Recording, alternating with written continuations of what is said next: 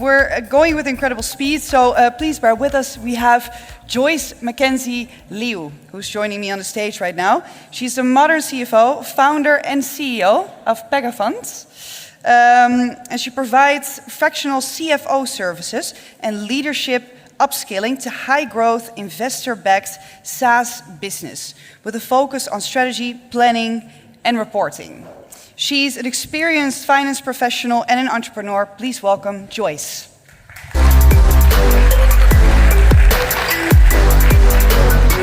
Hey. I'll give you the clicker first because I have a tendency to forget. Joyce, I saw you have modern CFO on your resume. What does it mean? That's a great question, but then I wouldn't have 20 minutes of a presentation to talk through. I love that. Okay, I'll give you the floor. One more round of applause, please. Thank you. Good afternoon, everyone. I'm Joyce. We are going to be covering, the next slide, sorry. We're going to be covering building out finance and RevOps. So initially, I was invited to talk about revenue operations, and actually, my background is not in revenue operations. What it is it's in finance. But the reason why this topic is important is because both revenue operations and finance comes together to really create predictable SaaS businesses.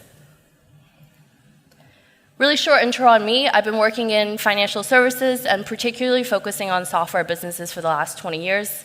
I've been very privileged and fortunate to work with founder CEOs of startups all the way through publicly traded businesses and have definitely witnessed a common characteristic of successful CEOs, and that's number one, they know their numbers. So before diving into this topic, I'd just like to actually understand all of you a little bit better. Can I just see a show of hands of people that have revenue or sales in their job title today? Okay, about a third of the crowd, great. And of those that hold that title, who has ownership over their own P&L? Perfect, another 1/3 of those. And of those, can anyone stand up who has actually worked directly with or in a revenue operations role? Surprise. Okay, perfect. Okay, so let's start with the first question then. Who should revenue operations report into? Daniel, I'm going to pick on you since you're the only one. So I think, well, it depends on your business, but in our business, they reported to the CRO. The COO? CRO. Okay, great. So I actually asked 7 different revenue operations leaders this exact question, and it was a tale of 2 cities. Some said CFO, and others said CRO. So let's first look at the first set. CFO has more voice and ownership. So I think we need to first take a step back and look at the evolution of revenue operations overall. Revenue operations has shifted a lot in the last decade, also with the growth of SaaS, which has really come about with the proliferation of cloud. What that means is it's moved from historically a systems administrator of Salesforce, HubSpot, or other CRM systems, to more of a strategic leader inside the business, which is really working across departments to make sure that there is data hygiene and repeatable processes around the revenue engine. CRO, overall, as a title, has changed a lot from only 1 or 2 departments to perhaps the entire go-to-market function, which includes not only marketing, sales, customer success, and also sometimes operations and product. And the reason why some of these revenue operations leaders have indicated that the CFO is their choice is because they want to avoid being siloed within the organization, only within the go-to-market teams. In addition, I think the leading CFOs today not only are involved in controlling the costs and cash out of the business, but they're also very instrumental in making sure that revenue forecasting, planning, and ultimately go-to-market decisions on which customers to serve, whom to hire, and ultimately who to grow within the business are also addressed. The second group said CRO. RevOps should report into the problem, which is maybe a little bit of a punchy way of addressing the fact that Revenue operations should not only be a monitoring unit for the go-to-market teams, but in fact, a revenue-enabling function that helps support every business leader in their day-to-day roles. What does that mean? It means that it's addressing where their pain points are.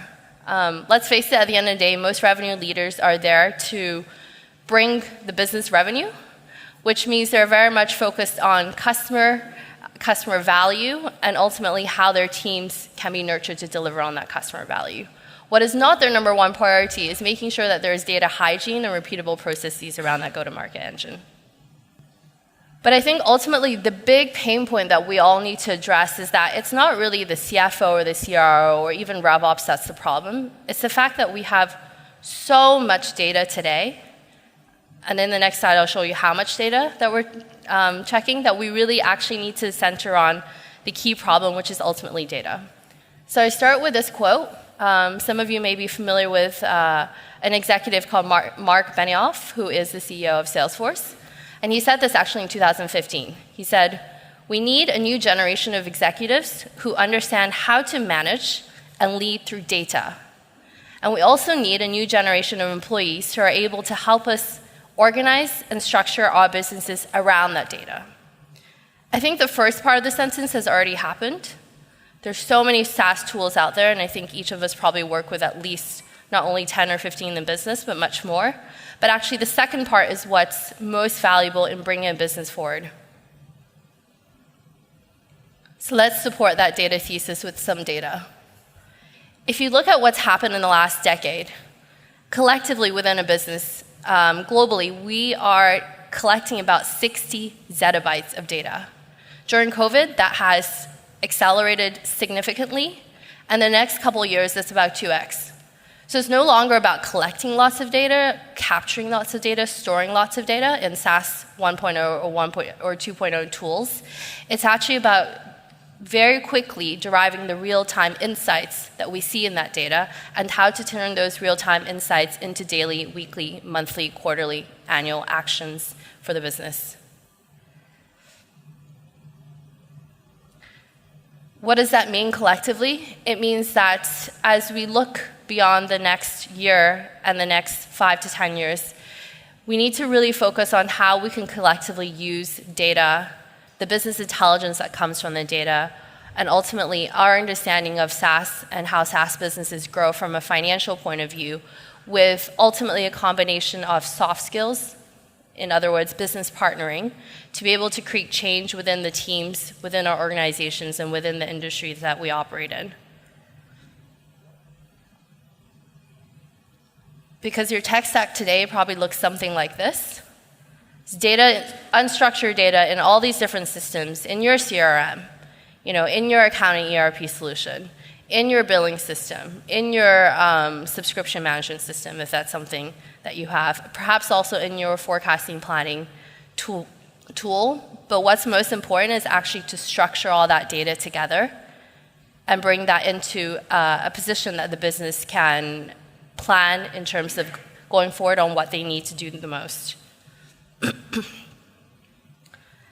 And what does that effectively mean? It means, well, today we actually have all the tools and systems out there to do what you see on the left-hand side, which is to first collect the data, then it's to sort the data, ultimately arrange the data, and actually visualize it for the rest of the business. What we need people to do is to be able to surface the stories around that data. Because ultimately, at the end of the day, only humans can tell compelling customer stories. Only humans can create champions within the organizations that we're targeting. And only humans can influence buyer decisions that move businesses forward.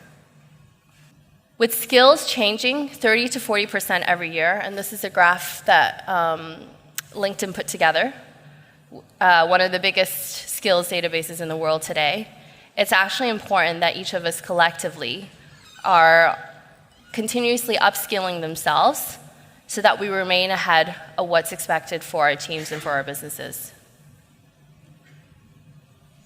So rather focusing on titles, reporting structures, which, let's face it, has been heavily inflated in the last 4 or 5 years, I would encourage you really to think through whether you have the right skills within your teams to cover each of these different respective areas within the business.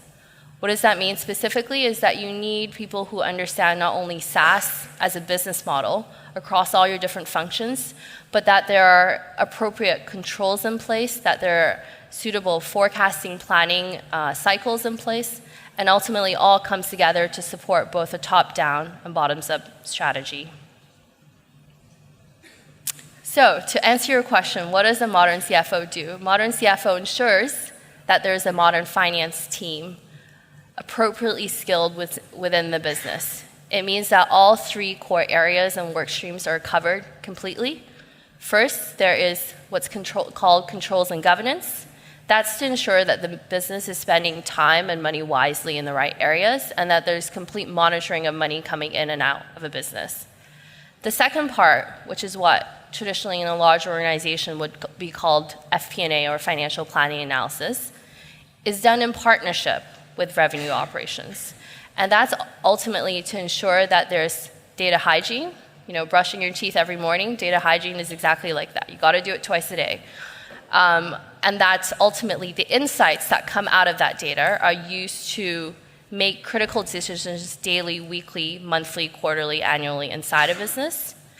And lastly, that is ultimately what leads to a business having optionality in funding. Whether that's funding is coming from internally, your working capital, your customers, or externally, banks, funds, M&A. All those things are dependent on having the first two in place. And once you do that well, it means that you're ultimately able to have all the different layers of your modern finance pyramid to help a business move forward efficiently. I think I actually have 5 extra minutes left, so thank you so much for listening. If you guys have any questions at all, I will take them now.